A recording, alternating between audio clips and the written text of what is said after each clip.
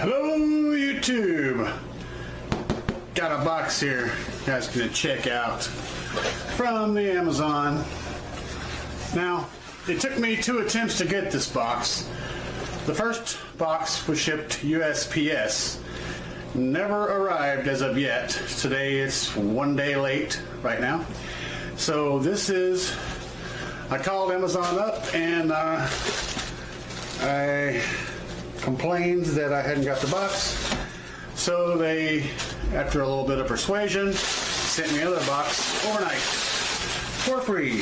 So, with shipping arrangements for the box to come back. First of all, in this box, you'll see here is the SoundQuest 1000 watt amplifier wiring kit on Amazon. This kit runs around 20 bucks.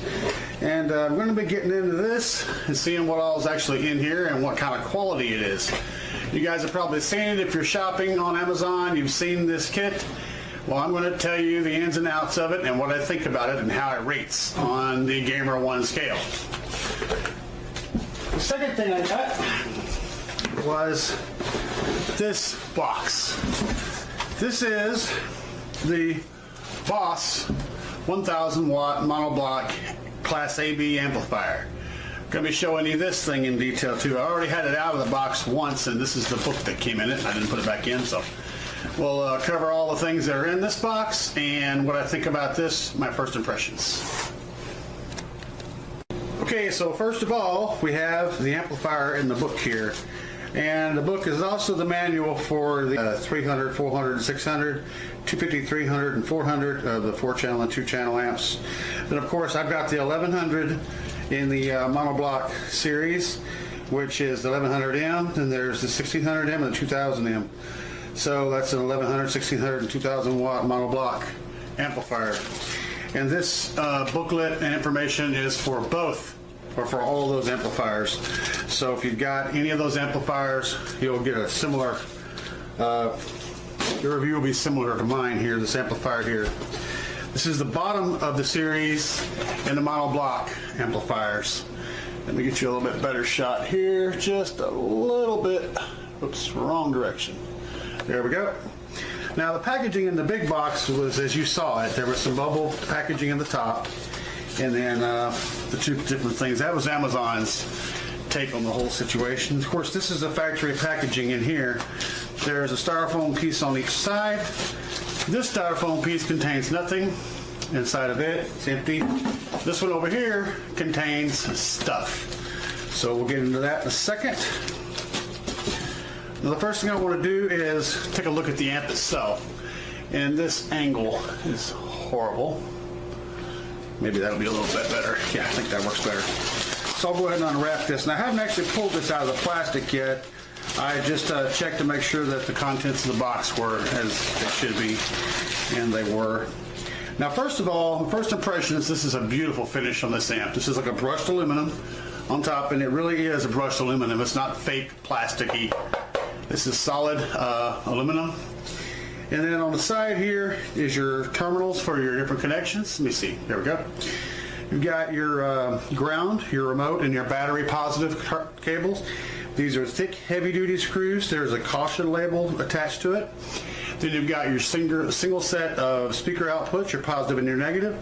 And the fuse on this amplifier is a 30 amp fuse, which means this thing will produce about 300 watts maximum RMS. Usually you can pretty much gauge that off the fuse. Just add a 0 to whatever's there and you pretty much got your wattage. Now the amp claims to be 1100 watts. I have no delusions of this being 1100 watts. But I know that Boss makes good quality stuff. I actually have had several Boss amps in the past. So I don't have a problem with believing that it can make 300 watts RMS. On the back, you've got your high-level connectors. This is for if you don't have any RCAs and you want to hook up a stereo to this amplifier straight, you can run a left and right speaker wires to this, and I think the plug will probably be in that packaging.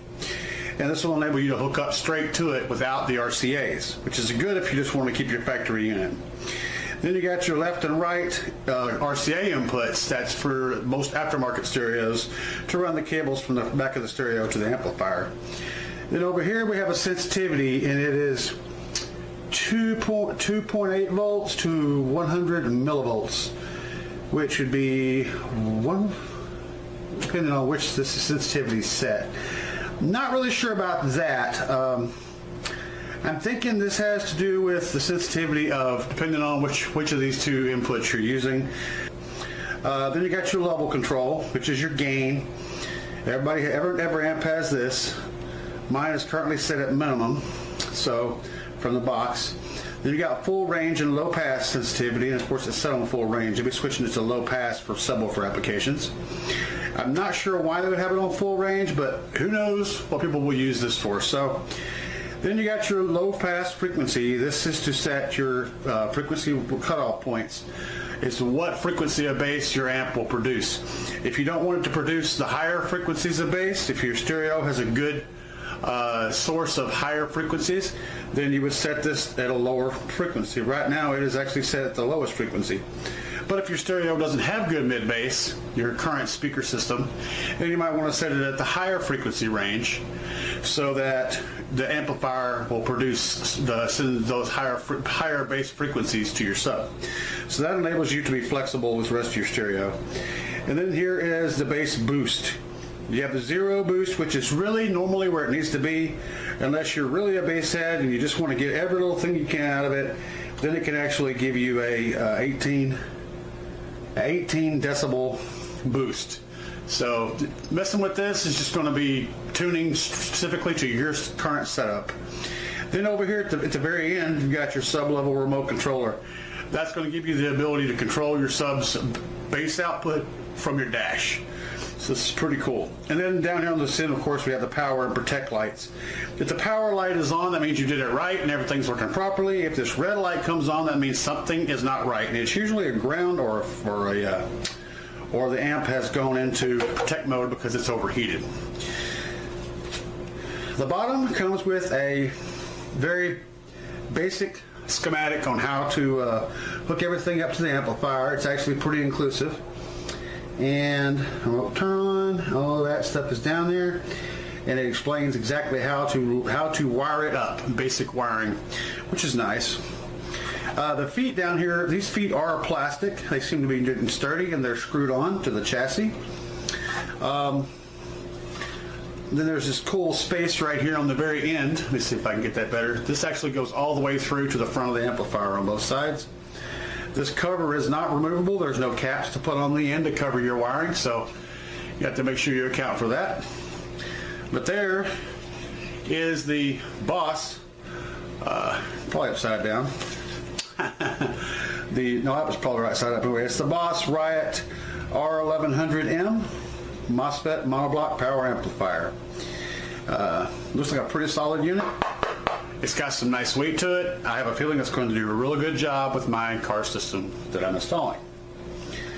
The next piece we're going to look at is these wires that come in the amplifier, with the amplifier, and they're packed in this end cap here, this end styrofoam piece.